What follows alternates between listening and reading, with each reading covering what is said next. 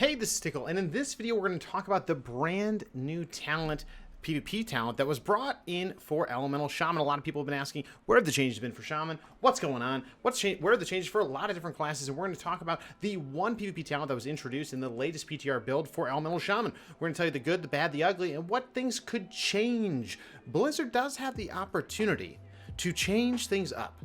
They do have the chance, especially because 9.1 honestly doesn't feel like it's that fully baked, and frankly that's probably a good thing, because there seems to be certain things that they're changing that people are getting really excited about, like mage changes for PvP. They gave them Ring of Fire, which is a ring that they put on the ground. If a player walks through it, it does 24% of maximum health. That's huge. They also have an ice barrier, a blockade that's created with a certain amount of HP. I think it's like 10k or something like that, which is pretty dope. An ally now being introduced into the changed classes, specifically getting static field totem. This is the brand new one. Summon a totem with 5% health of your HP at the target location for 6 seconds. That forms a circuit of electricity that enemies cannot pass through. Now you might say to yourself, sounds pretty interesting. I know I sure did. But let's go ahead and get on the PTR and let's talk about a few things. We were playing with this on the stream the other day, and frankly, some of the things I was doing was even shared with Sidu. He gave his thoughts, so we'll talk about all that, and we'll go ahead and go use it. The other thing is they removed elemental attunement, which is something we kind of said is kind of lost its kind of value, especially because of the rework of Earthshock, even back in BFA. So let's go ahead and try it out. Let's go and show you what it is, and then we'll talk about the pros, the cons, when it could be useful, and what they need to do to make it probably usable. So you might say to yourself, okay, that seems pretty interesting. What's it look like? Well, here it is. It's on my bars, right? You have to be in war mode, of course, because it's a PvP talent only, of course. So what I'm thinking is, I'll just go ahead and I'm going to slow these guys. Let's go ahead and make sure our nameplates are on. Well, those are too small, I guess. Let's go ahead and tag these guys. So basically what it does is it allows you to put down this ring. This ring, though, you'd be like, oh, that's pretty cool. Look, it's like you know, like Ring of Peace from monks, right? I put it down, but the thing is, the mobs can run right through it. It's only when they hit from the inside out do they get ricocheted back to the center. You might also think, did they take any damage? The answer to that is no, they did not. You can see that this guy took a little bit of damage, but that was just from my flame shock, right? It was really nothing more than, or my frost shock, nothing more than that. So really, it doesn't do damage. It doesn't stun, which, as everyone should know by now in PvP, stuns are when you get kills. And it has 5% HP. We didn't look at the HP pool on it, but if I do the quick math, 5% of my HP pool, it's not looking pretty. At around 2k health, 2.5k health, even less than that, like 2k health, 1800 health. We'll go ahead and get it back out. But it lasts for 6 seconds. They can ping pong off of it repeatedly. So there's a few things that can be used. It can be used for, like I'll show you a few different things we were trying out. But frankly, it doesn't seem very good. It seems like an interesting starting point. But frankly, if it doesn't do damage, it doesn't stun, and the totem, which I'll put out again, the totem has 1,700 damage. That is equivalent to 2 frost shocks.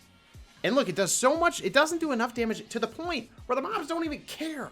It's not good. That is not good. We really needed to do some damage, or at least giving us a stun. And I think it should do stun and damage. Even with how good Tiqqle is. I mean, Tiqqle is a really good player.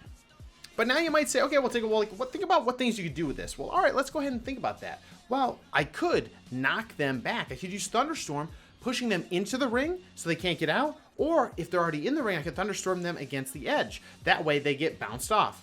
Well, the bad thing about that is it's almost like a boxing ring. You push someone against the ropes, they're going to get ricocheted back at you. So it's actually a bad idea in PvP to do that. Now, you might be able to knock them back and then catch them in it, but frankly, that's probably just a pipe dream.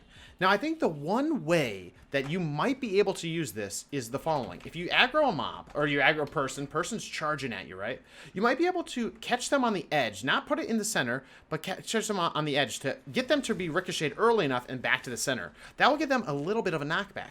But frankly, they aren't even slowed or stunned or anything. They're just going to turn around and use one melee ability on the totem, and then it's pretty much over. Now, this ability So that's it. That's pretty much it. It doesn't do damage. It doesn't stun. Now, why do I feel like that's a little bit lackluster? Well, frankly, a lot of other classes are getting PvP talents that are badass. They're doing things like I mentioned with Fire Mage, where it is not only a position-based deterrent by having a ring of fire that if they pass through, they take 24% of their max damage. That's huge. And of course, people are starting to think, well, PvP, rated battlegrounds, 10 people, this could be big. That could be 24% of HP times 10 people if you knock them all back with you grip everyone in, knock them all through the fire. That's huge value.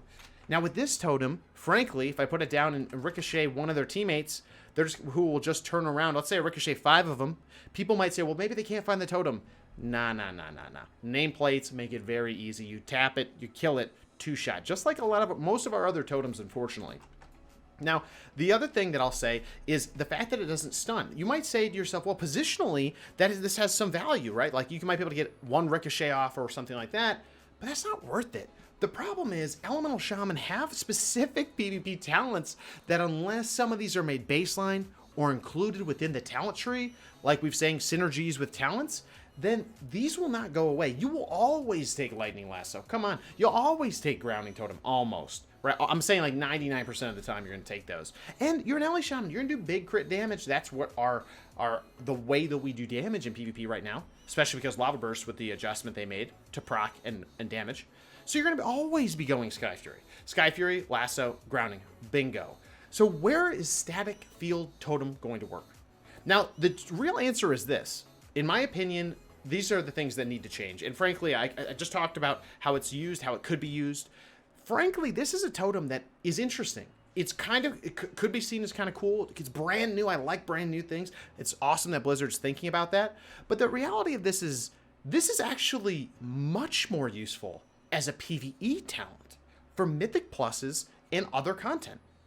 If you were to take this totem and put it right here, Static Discharge, that would be an incredibly awesome thing to do.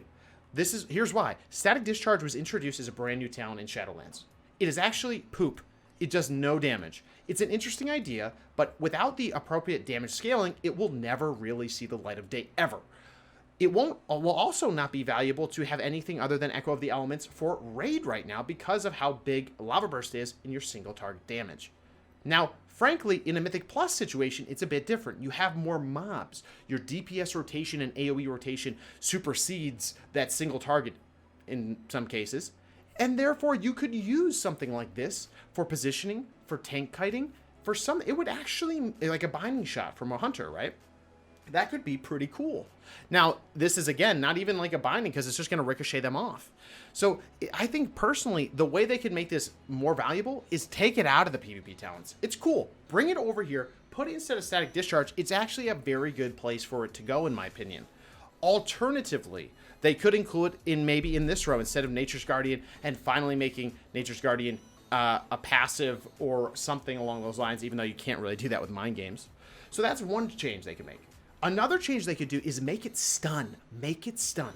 Just make it stun. Just do it and make it when they're stunned, they take damage. They should be so... The thing is this. When you compare certain abilities, for example, Ring of Fire, you cannot kill it. You can't do anything. It's on the ground. It's on fire. You have to sit there. You have to be punished and wait. But you get value if they don't listen to that and they go through the fire. They take 24% max dam of their health damage. There is a way to counter it. So therefore, it should do more damage. You get what I'm saying? So if there is a price to having it be, killable, it should have huge damage. It should do 50% of someone's max health if they run into it in that case, right? Like, I know it's instant versus cast or whatever, but the fact is this, it doesn't make sense for it to do no damage and do no crowd control when it has literally poop health. It should have much more health if it's going to not really do a lot in terms of keeping them pinned up.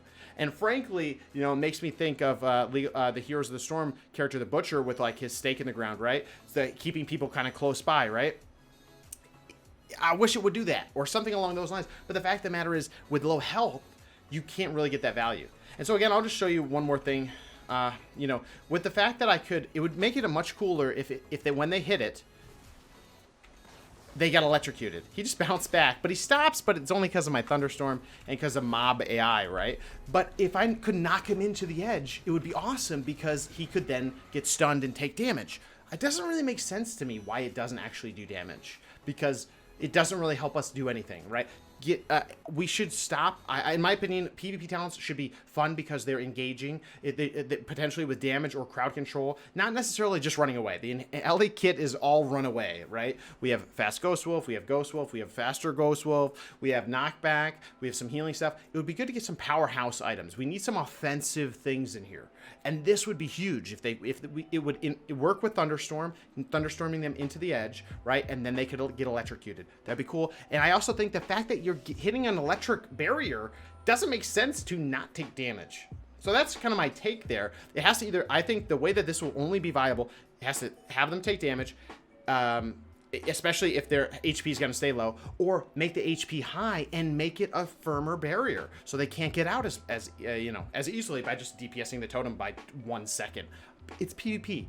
Everyone's going to learn. Everyone learns through the PvP season that this will be out there just like they do Counter-Strike Totem. Counter-Strike Totem has 50 health. It is not viable ever in any content other than to meme, and it's a great example.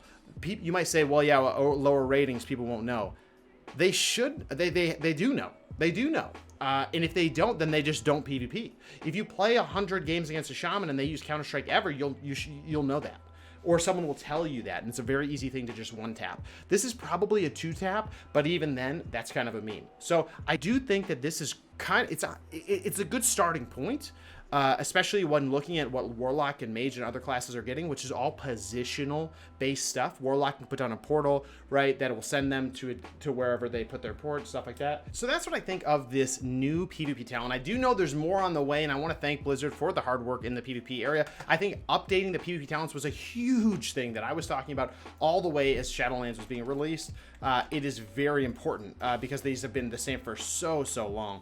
So with that being said, guys, that's it. I just wanted to give you kind of my thoughts on ways they need to change this, almost like a feedback video. And LA Shamans, I know you need a little bit of something in the PvP department, most of you. So this is my try to help you. So if you do like this content, make sure to hit that sub button and that like button. We're going to keep putting out content and guides for all the Shaman specs because we do play all of them on stream every day or in the different videos and guides. So with that being said, put down in the comments what you think needs to change here or different PvP talents you want to see.